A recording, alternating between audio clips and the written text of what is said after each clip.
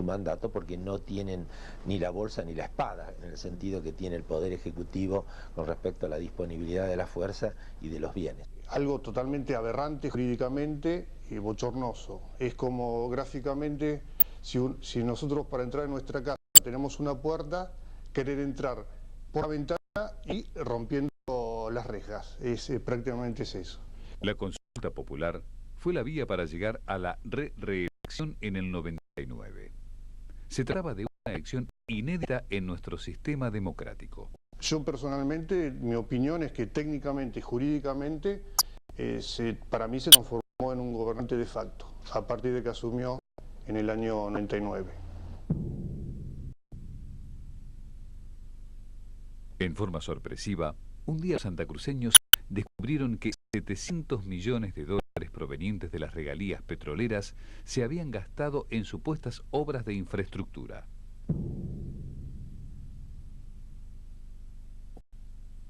La instalación de 2 zonas francas fueron anunciadas como la ventaja comparativa más importante de la historia de la provincia.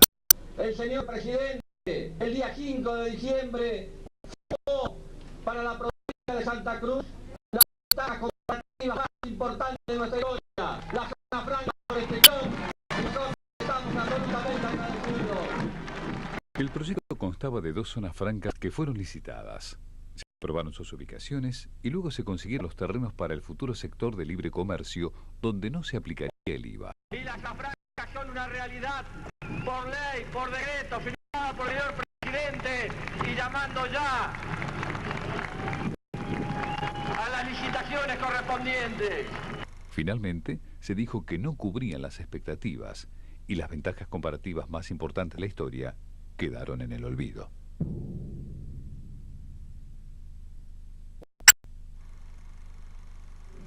Hace lo propio el señor gobernador de la provincia de Santa Cruz, doctor Néstor Carlos Kirchner. Otro de los grandes anuncios de los años 90 fue la reparación integral de la ruta que une al país de sur a norte. Y refrenda el señor presidente de la Nación, doctor Carlos Saúl Menem.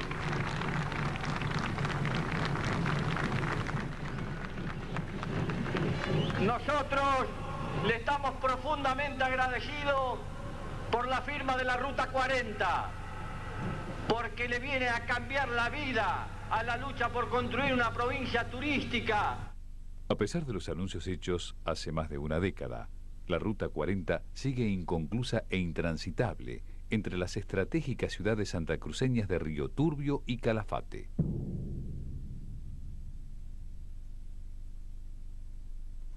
Santa Cruz tiene el segundo parque mundial de vientos en la zona norte de la provincia. Muchas veces se anunció la instalación de plantas de energía eólicas. Sin embargo, al día de hoy, solo existen 3 solitarios molinos que fueron instalados con fondos del municipio de Pico Truncado.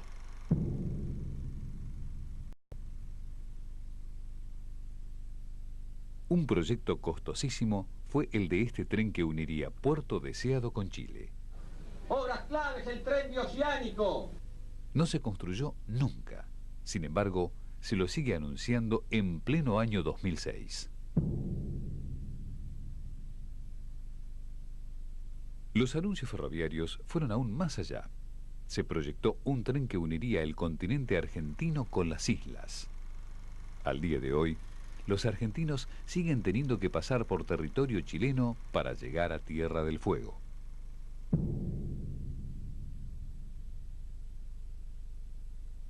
El resto de las obras anunciadas, presupuestadas y nunca ejecutadas son muy numerosas.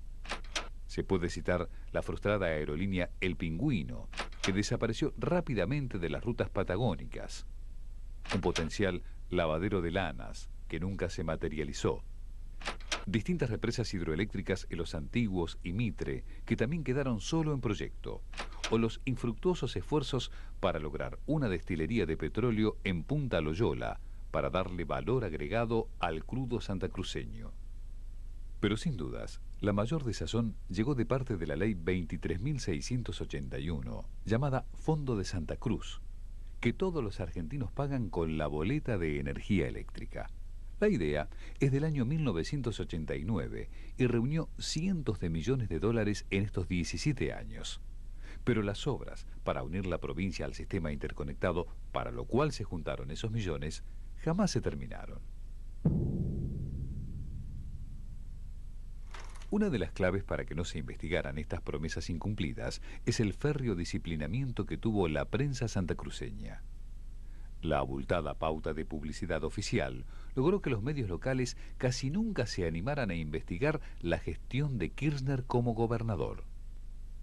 Aún hoy, a más de 3 años de la partida de Kirchner de la Casa de Gobierno de Río Gallegos, sus sucesores mantienen esta metodología. Quien se les opone recibe cartas como esta, donde se les indica que la publicidad oficial finalizará indefectiblemente. Tienen ese drama de la pálida permanente. Pero yo digo, tengamos caridad cristiana, con esa fe que nos da Dios y esa templanza espiritual que nos permite superar los momentos más difíciles, también cobijémoslos en nuestro seno. Bueno, en estos últimos días nos encontramos con la sorpresa, luego de charlar con los directivos de la empresa, de que, bueno, hubo un pedido de parte del gobierno provincial, en este caso de Carlos Sancho, a través de uno de sus ministros, para, bueno, levantar el programa La Parada, que sale todos los días por tiempo, de 9:30 a 13, y bueno, el planteo concreto fue ese, o sea, levantás la parada o se levanta la pauta publicitaria que hay en el diario. Otro de los censurados en el año 2006 fue Cacho Baravino, que tuvo que mudar su programa sabatino de una potente AM a una pequeña estación de frecuencia modulada. Dar la cara, digamos, a diferencia de los funcionarios que se esconden y después no reconocen sus actos, obviamente nadie va a declarar en su contra, ¿no? Entonces, ¿qué funcionario va a decir? Sí, yo llamé a la señora de la radio o al señor del diario y yo dije que si no levantaban el programa tal o cual, retiraba la publicidad oficial. Ellos no lo van a decir. Los oyentes de Cacho colgaron pasacalles para que los habitantes de Río Gallegos sepan dónde sintonizar al periodista tras su desplazamiento. Pero a las pocas horas del anuncio, una cuadrilla de empleados provinciales retiró el pasacalle ubicado en la plaza más céntrica de la ciudad capital. Se sabe que hay medios más beneficiados que otros, y esos medios son los que luego, al momento de poner su visión de las cosas, prácticamente no se salen de un discurso único o de un discurso muy oficialista, que es el que pretende Néstor Kirchner hacia abajo en la provincia de Santa Cruz.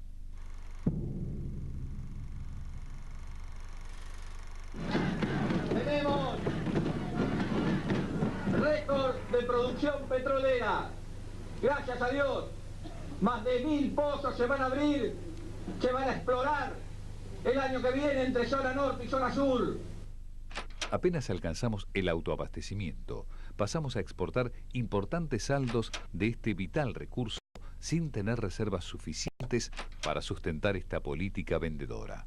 La producción de petróleo, si usted observa un periodo largo, por ejemplo de 1970 hasta el año 2005, va a observar una situación creciente hasta el año 1998, en que se alcanzan los 49 millones de metros cúbicos, y a partir de ese momento una declinación con una tasa aproximadamente del 3,5% anual de caída con respecto al año anterior, y hoy estamos en una producción de 38,5 millones de metros cúbicos, ¿no? O sea, esta es una caída, yo diría, extraordinaria. Si usted piensa que esto va a seguir bajando y no se revierte esta tendencia, y nada indica que se vaya a revertir, yo creo que en el año 2009 aproximadamente, de acá 2-3 años, la Argentina vuelve a importar petróleo. Lo inexplicable es que la provincia de Santa Cruz no controla cuántos recursos se llevan las compañías extranjeras, porque no existen caudalímetros de la aduana argentina en los oleoductos.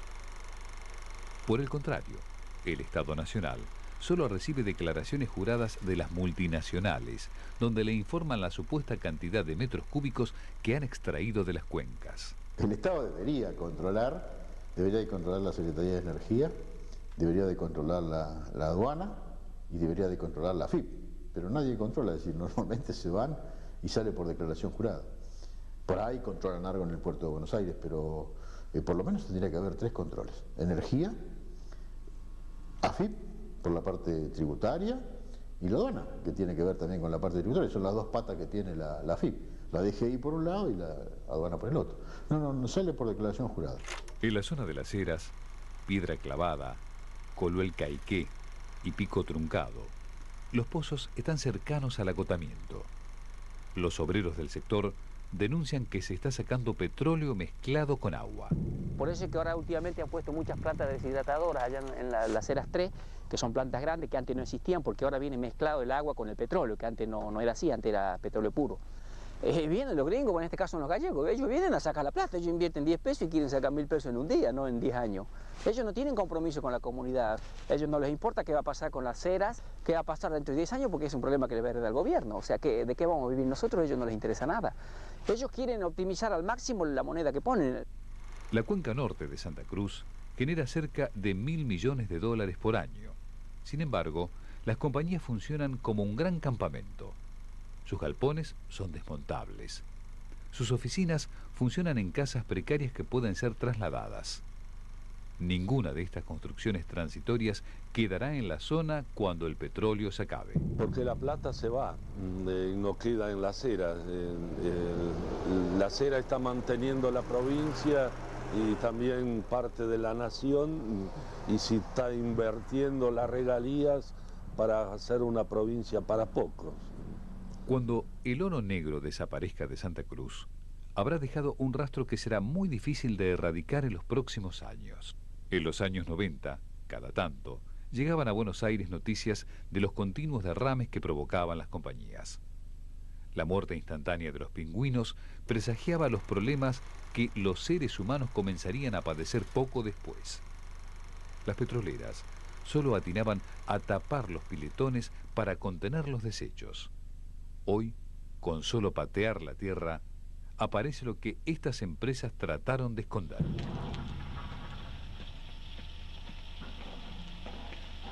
Todo eso es petróleo. Esto es petróleo. Esto es petróleo. Esto también es petróleo.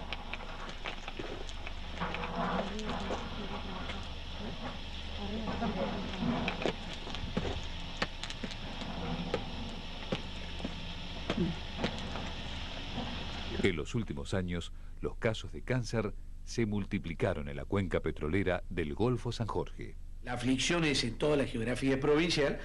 Realmente, si usted ve en 200.000 habitantes, y uno, sin tener estadísticas, pero el hecho de saber en estas ciudades chicas de pocos habitantes, hay muchísima gente que de cerca nos toca y que realmente nos preocupa, porque debemos saber, la gente debe saber cuál es la causa o las concausas que generan esta patología de manera realmente creciente a través del tiempo, ¿no? Cuando tuvo la hija el año pasado, 10, 12 casos y todos eran de la provincia de Santa Cruz, y hoy le digo que la última que quedaba era ella viva, porque los demás ya todos están fallecidos. Los picos de la enfermedad se encontraron en los órganos que entran en contacto con el agua. El líquido tomado de las napas subterráneas patagónicas pasó a ser el principal sospechoso de causar la extensión de la enfermedad. Como hubo un registro hace poco de los índices de mortalidad en cáncer gástrico y cáncer de esófago, tal vez un poco mayor de incidencia también en cáncer de pulmón, no mucho mayor, alrededor de un 2 o 3% más que la media nacional, sí casi un 60 o un 70% más de mortalidad por cánceres de esófago y cáncer gástrico. Esto estamos hablando de índices de mortalidad. Y el agua, las autoridades dicen que no está contaminada, que es potable, pero todas las compañías petroleras obligan a sus obreros a tomar agua mineral. Por lo tanto, uno duda de los estudios y duda también de la opinión del oficial. Y más que sabiendo que todas las napas, por lo menos en Las Heras, están contaminadas. Los caños que servirán para extraer el crudo desde el pozo no están protegidos con cemento o un doble caño como se utilizan en otros países. El Patagoniano es un acuífero subterráneo muy salitroso que corroe y rompe las paredes de las cañerías enterradas. La contaminación de las napas se da directamente porque la corrosión de las cañerías, con el pasado del tiempo, al no estar muchas cementadas, están en contacto con un acuífero que es el patagoniano. Y allí se pueden producir filtraciones del agua y de lo que se está produciendo del pozo hacia las napas. Al no estar cementado, tal vez el acero se puede llegar a picar. Claro, se corroe, sí. Al llegar una etapa llamada recuperación secundaria, cuando el pozo ya está casi vacío, se le inyecta agua para hacer subir al petróleo. Este líquido ingresado a presión lleva fuertes químicos y bactericidas y termina mezclándose peligrosamente con las napas que utilizan los pobladores locales para el consumo diario e higiene. En sus años de experiencia, ¿pudo ver alguna cañería corroída que esté picada? Bueno, ojalá me hubiera conformado con una, Marcelo, pero realmente he visto tantas y tantos dolores de cabeza que nos causó repararlas y que horas de equipo y gastos de cementación y todo lo demás, que sí hay muchos pozos, muchísimos pozos. El Consejo Federal de Inversiones le avisó al gobernador Kirchner en el año 1992 que las aguas se estaban mezclando y que esto era muy peligroso, pero nada cambió en la industria del petróleo santacruceño a pesar de esta advertencia. Si no se hace, y bueno, será porque, como dice Martín Fierro, a veces no se quiere, ¿no? Algunos pobladores de la zona, que perdieron familiares como consecuencia del cáncer, decidieron demandar a las petroleras. El llamado Caso Castaño, donde se reclamaba por un poblador fallecido en un pequeño poblado llamado Coluel Caiqué, fue el más emblemático. Cuando recién se compró la chacra, el agua de acá era dulce. Nosotros incluso llevamos a Truncado para tomar mate y todo eso. Le hicieron unos estudios y después le detectaron cáncer de vejiga. Sí, me llamaron haciéndome una oferta y yo le dije que la vida de mi padre no valía ni 1000 casas, ni auto, ni $1 millón, ni nada, que a mí eso no me iban a devolver a mi padre. Me ofrecían casa, auto y les dije que no. Un juez federal de Comodoro Rivadavia en la provincia de Chubut tomó la causa con seriedad y ordenó estudios a los pobladores de Coluel Caiqué. En los resultados se obtuvo un elevadísimo nivel de metales pesados y ácido hipúrico, cuyo origen estaba relacionado con la industria petrolera. Los resultados dieron presencia de metales pesados en las personas que habían sido tomadas las muestras. Y además la presencia de un elemento nuevo que se llama ácido hipúrico. Este ácido hipúrico es un elemento que surge como consecuencia del contacto de la gente con benceno o tolueno, que son derivados de hidrocarburos. El escándalo judicial se agigantaba y la firma petrolera demandada optó por una obra filantrópica. Le donó a los atribulados pobladores de Coluel Caiqué una planta para potabilizar el agua proveniente de una vertiente cercana.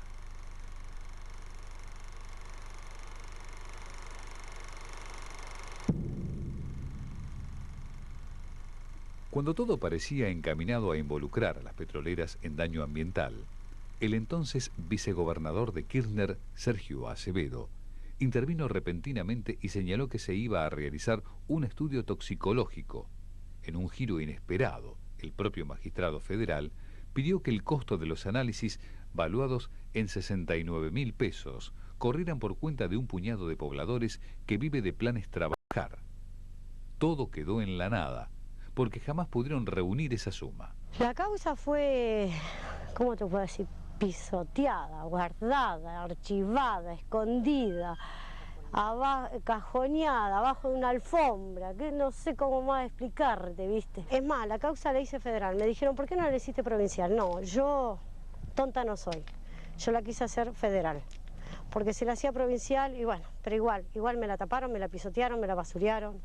Los pobladores de Coluel Caiqué, al ver frustradas sus posibilidades de conseguir un estudio sanitario serio, llevaron adelante denuncias penales contra el gobernador Kirchner y contra la empresa acusada. Sin embargo, todo quedó en la nada y el juez Napolitani terminó dejando la causa y también su sillón en la justicia federal chubutense. Hoy es miembro de la Corte Suprema de otra provincia patagónica. es uno de los nuevos integrantes del máximo tribunal de la justicia de Santa Cruz. El abogado santacruceño Néstor Goñi inició una querella contra Rudy Ulloa por enriquecimiento ilícito a raíz de una publicación santacruceña del mes de agosto del 2001, donde se demostraba que el secretario privado del entonces gobernador Néstor Kirchner tenía un plazo fijo de $1.300.000 en el Banco de Santa Cruz. Se originó en una denuncia anónima,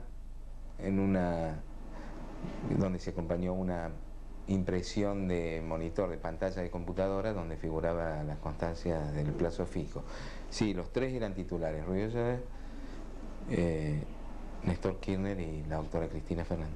Y se presentó por escrito Rudy Ulloa justificando el presunto enriquecimiento ilícito porque él también era funcionario público y se acreditó que era plata de alquileres de las propiedades que tiene el matrimonio Kirchner y con la evolución durante el tiempo de todos los intereses. Rudy Ulloa siempre fue un hombre controvertido, a tal punto que un fiscal federal pidió su captura acusándolo de comercializar drogas en Río Gallegos. A pesar de sus buenos contactos con el poder y con la familia presidencial, Rudy Ulloa es uno de los pocos soldados de Kirchner que no pudo integrarse al gobierno nacional. No se lo considera la mejor figura para exhibir en Capital Federal. Su misión es guardar celosamente las llaves del feudo santacruceño. En la capital provincial, gracias a Kirchner, Ulloa logró armar el más importante multimedios de Santa Cruz. En el año 1997 le adjudicaron Radio del Carmen. A ella le siguió la adquisición de Canal 2. El círculo se cierra con la aparición del diario de distribución gratuita denominado El Periódico. Pocos patagónicos se interesan por esta publicación que aprovecha cada espacio para alabar al matrimonio presidencial. Sin embargo, resulta un gran negocio para sus dueños, porque sus páginas están repletas de publicidad oficial tanto de Santa Cruz como de la Presidencia de la Nación.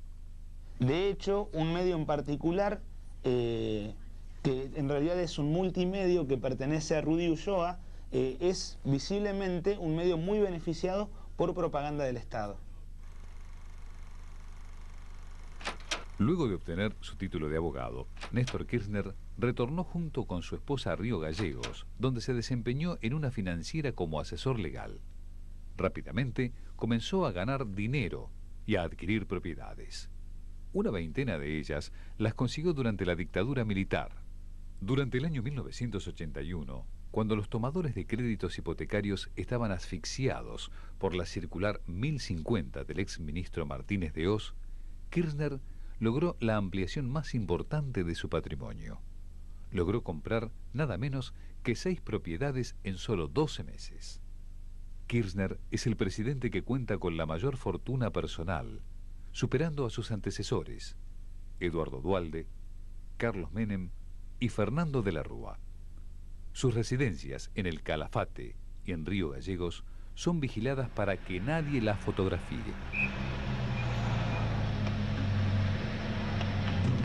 ¿Qué tal?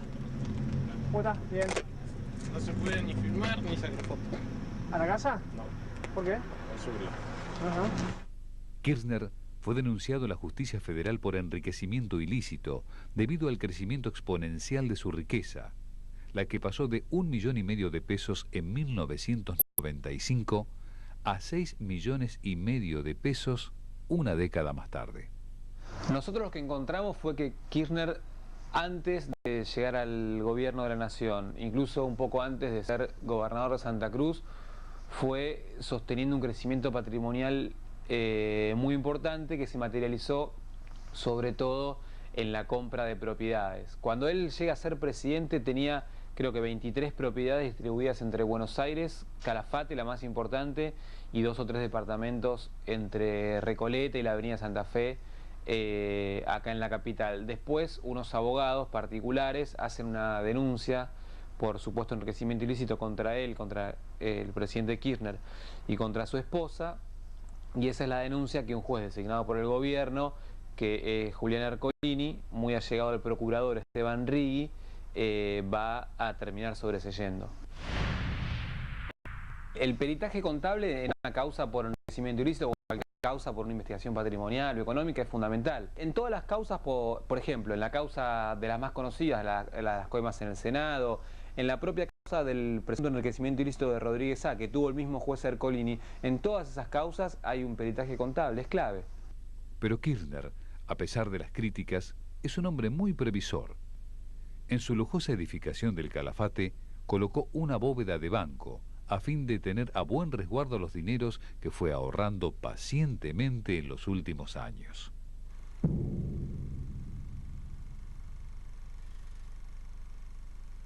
El Banco Provincial del Estado santacruceño concentraba a principios de los 90 más del 40% de los depósitos. El gobernador Kirchner sostenía que era una entidad absolutamente solvente y despejaba dudas sobre el estado financiero de la entidad.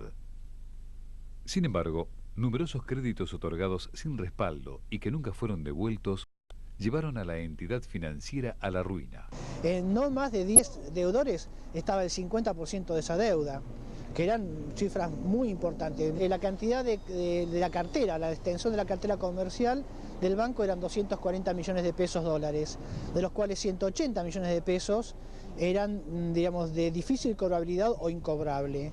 De hecho, esa fue la cantidad de pasivo que fue transferido a la provincia, o sea que fue estatizado cuando se privatizó el Banco Provincia. O sea, se hizo lo mismo en Santa Cruz que se hizo en la época de los militares con Cavallo a la cabeza de la estatización de la deuda.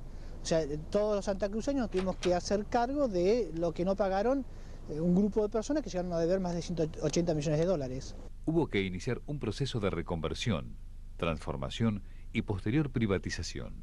La puja fue ganada por el Banco Provincia de San Juan, que se quedó con las 19 sucursales de la institución por solo 10 millones de pesos. Hoy, los nuevos dueños manejan una cartera cautiva de empleados públicos y jubilados santacruceños, además de la coparticipación federal y las regalías petroleras. El Estado provincial se quedó con todas las deudas. Se inició investigación a funcionarios políticos y a exgerentes del banco. En esta causa se operaba de la misma forma que se realizó el vaciamiento del Banco Social de Córdoba, en donde estuvieron cumpliendo condena el director, me acuerdo, Jaime Pompas, y otros directivos del banco. Con la misma modalidad me refiero a que prestaban dinero a amigos y sin garantía, de modo que el banco nunca pudo recuperar el dinero. Acá se consideró que no, esas maniobras no eran delitos. ¿Y es gente que, por ejemplo, al día de hoy sigue acá todavía en Santa Cruz? Sigue acá y muchos son funcionarios públicos.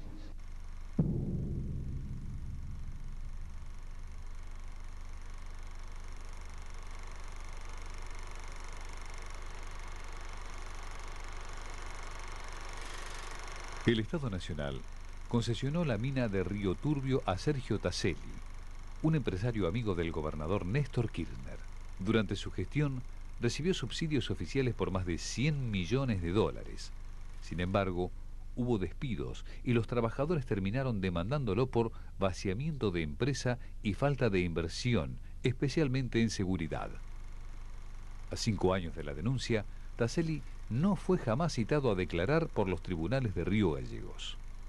La falta de comparencia, digamos, en el juzgado interveniente obedece a sus vínculos con el poder político. Alguien dijo por ahí que si Taselli habla en algún momento, más de uno puede caer.